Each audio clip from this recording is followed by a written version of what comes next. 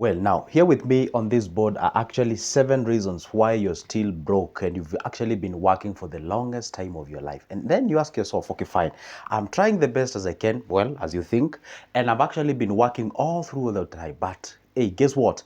If actually I can just face a very little problem, then I am telling you I'm off the balance. And by the way, what are the reasons why actually you're in that condition whereby you've been working for a very long time, but at least you cannot even tell exactly where money is going and what exactly can you do about it? All right, that is all we're gonna talk about on this specific video. And by the way, let me just remind you something.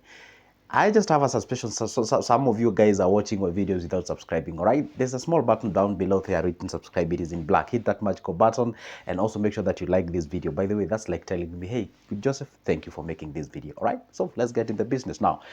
Point number 1 that you're supposed to understand whenever it comes to people working and they are not or they are always broke. Number 1 is phases or pockets of non-permanent satisfaction. I'll tell you one secret. Once I completed my university, I went to the interior design industry, whereby we used to sell some interior decor sort of a thing on painting and all those kind of things, okay? And then I realized one thing. I used to interact with some of the old guys there and ask them, how long have you been in this industry? The guy tells you, wow, this is my 30th year.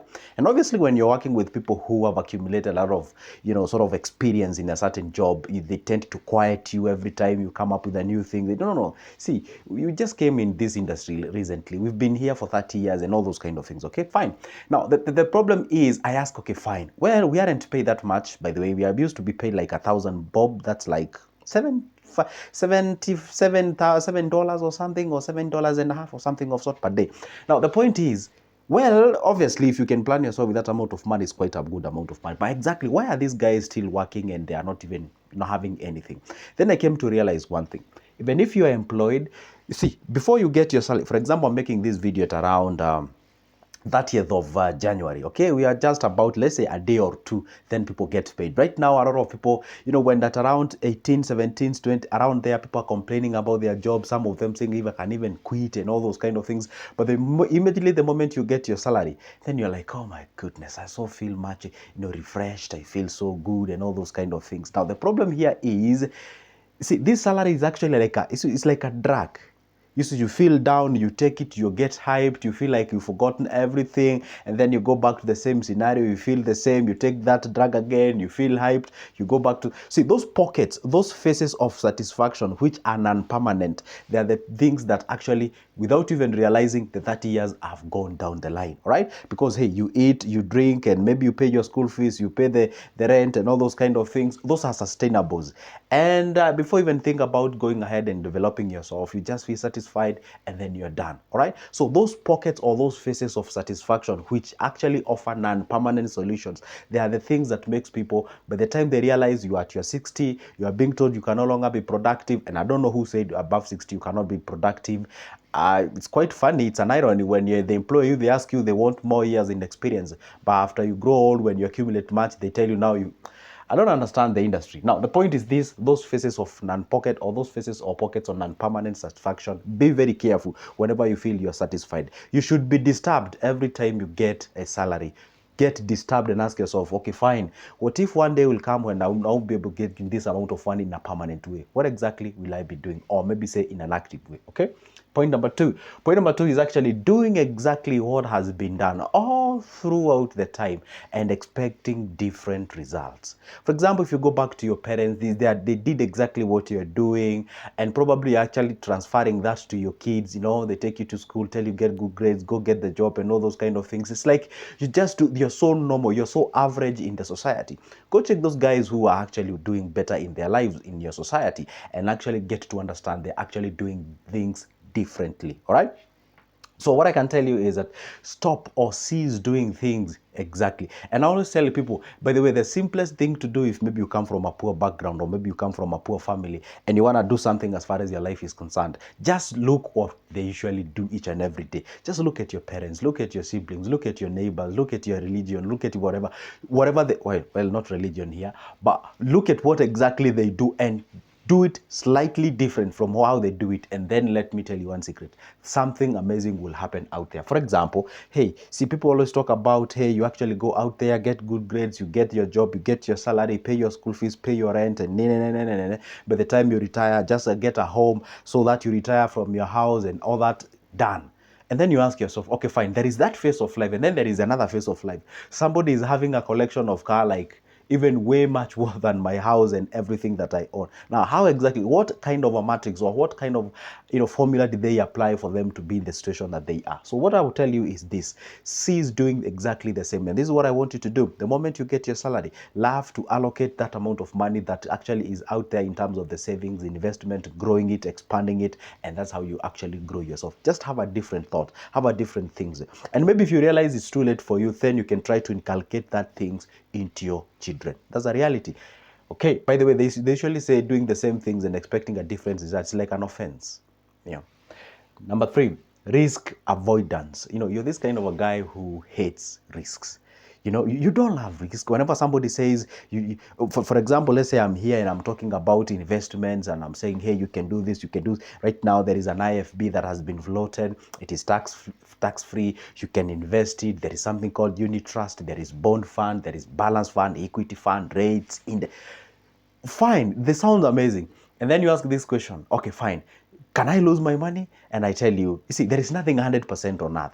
And if I tell you or I sell an idea of invest in this area and you're 100% sure that you'll get returns, probably I'm conning you. That's a reality. You're supposed to be very careful. Whenever somebody sells you an idea and they tell you 100% sure it will work, come on, nobody knows. Even if you are not even sure about our lives, you cannot assure me that tomorrow morning you will be there. Can you bank on your life? I mean, seriously, can you take your last dollar that you have in your pocket and bank it on your life and say, I'm damn 100% sure tomorrow morning at 8 a.m., absolutely, I'll be very much alive and kicking? Would you do that? You do not know, all right? We do not know. So, and the most predictable thing about life, it's unpredictability. You can never predict it. That's the thing about life. So, you must have the risk appetite deep inside of you. When I say do not avoid risk, I'm not saying that just wake up in the morning and just invest anyhow. Obviously, you have to have what we call the calculated risks. So when you have the calculated risks, that way you can be able to actually pick a thing, invest some a little bit of amount of money there, and then have what we call a portfolio of investments where you are cautioned by different areas where you have invested your money. Those are just for examples of the areas or things that you can be able to do. Because let me tell you one thing, this risk area, this is where this is where there is a differentiation between the rich and the poor. It is true. For example, I always love to give this example. I tried to get into a business with a teacher. I am telling you, if there are people who are very tough and hard to get into business with, are teachers and the engineers. Damn, I'm telling you, these guys, they would tell you to scrutinize, and they even tell, I love giving these examples. Maybe you have ever heard of me talking about it. They even tell you to measure the distance between your shop and the competitor's shop and maybe count the number of people in that specific center or a town. I mean, it's so nasty to a point whereby you even feel like this guy is not even the best to get into the business with. You have to be a little bit like crazy when you want to get into business. But when you're like, okay, fine, if you can have, like, let's say maybe you have like 7 things that you're looking forward into, ticking before starting that business, and maybe you get 5, maybe 2 are not there, you can say, come on, you get into the business and you invest, and maybe you start that business or something of sort. That's how you're supposed to do. Now the point is this: since you are employed, you always avoid risks, and that's why you find most of the people who are employed, they love subscribing to these insurance policies. I don't know, because they just want everything to be assured, everything. They don't even think about, how about this insurance company that is giving me the insurance policy, are they playing the insurance way, or are they investing the cash? When you just want things to be just safe, and by the way, you can just check on the comments. Somebody will tell you, hey, insurance policy is better because it will be able to caution you whenever you have a problem and a challenge. You see, don't have a superficial reasoning. Ask yourself, okay, fine, what if there were no existence of the insurance policies, and what would you be doing? What can be the alternative? By the way, and I'm not saying insurance are not good. They are amazing people, okay? You can insure your car, you can insure your businesses, your ventures, your whatever. I'm just using it as an example, all right? Now, so don't sort of roast me on the comment section. They are great things, okay? But not insurance. I mean, for me, I don't appreciate insurance policies.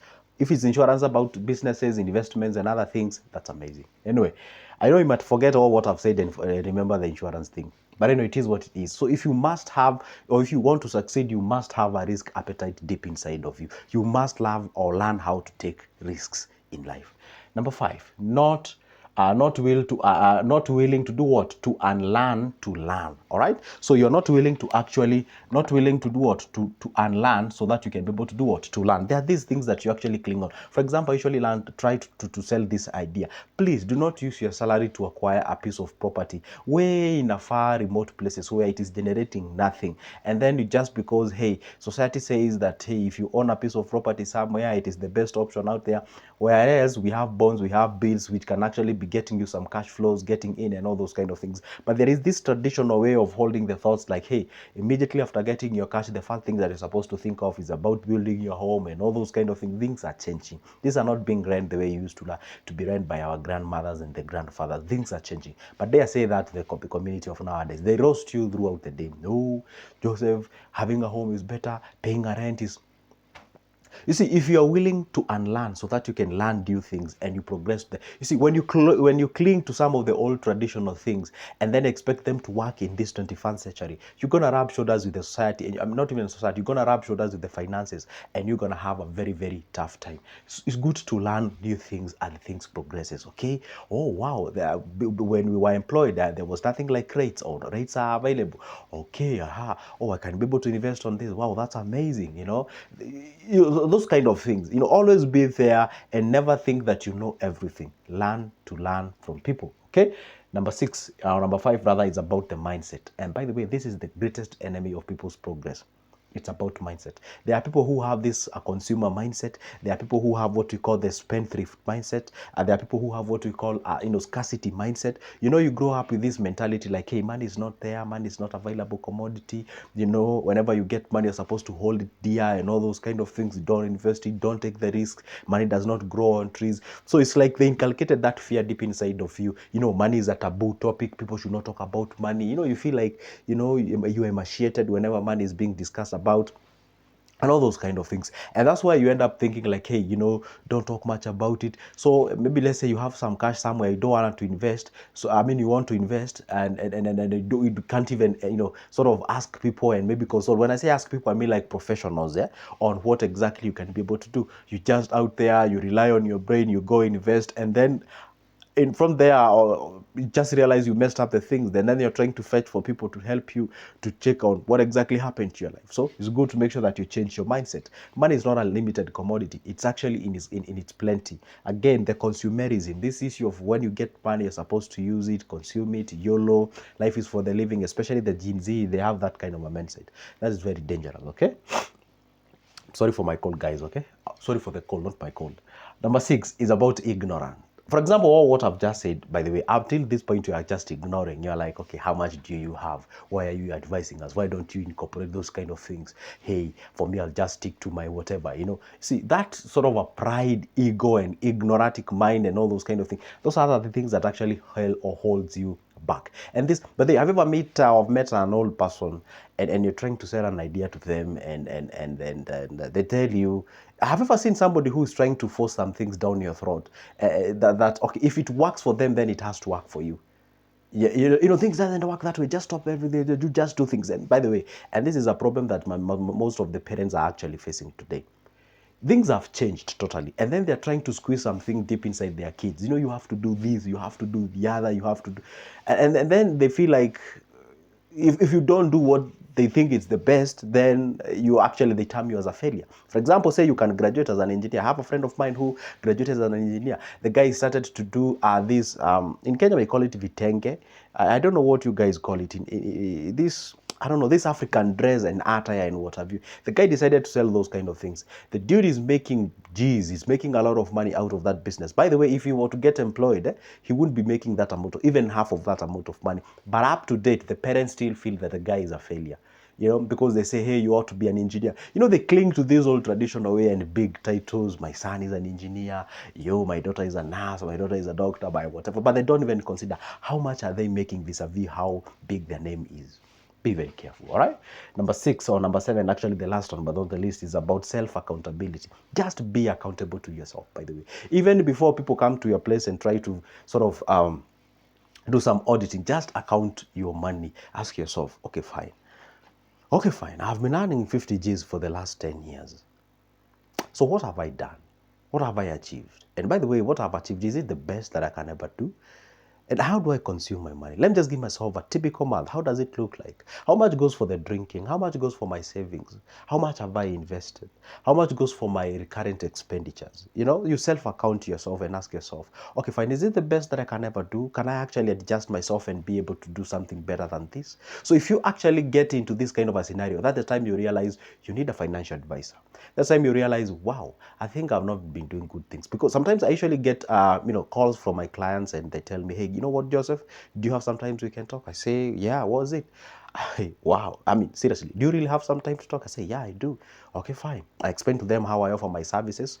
I usually charge a cup of coffee's price. I mean, like affordable price. And then they say, I don't have any problem with that, but I'm in a mess. You know what? I'm in a mess. And this and this and then they explain to you, you feel like, oh my goodness. Have you ever met a client and then they share their situation? You feel like you're in the same. You even forget. I remember there was a client whom we met physically, and we had a discussion to a point whereby I even forgot like this was about professionalism. It was about me having a discussion with the client. I even forgot. I mean, like we even switched the languages and we delve into the situation. By the time now you realize, oh my goodness, wow, this was a professional things. And because they share deeply into the system, they share deeply into the situation, you feel like you're the one who is in that situation. So that way you can be able to formulate different things and different suggestions that they can actually go ahead and have take it them up. Okay, anyway, by the way, guys, you know what, I know you're like, wow, people can call you. Yeah, absolutely, you can call me. My number is always on the description of this specific video. Come grab it and give me a call and talk about business. For now, it's a goodbye and see you in the next one. But don't forget to subscribe as well. See ya.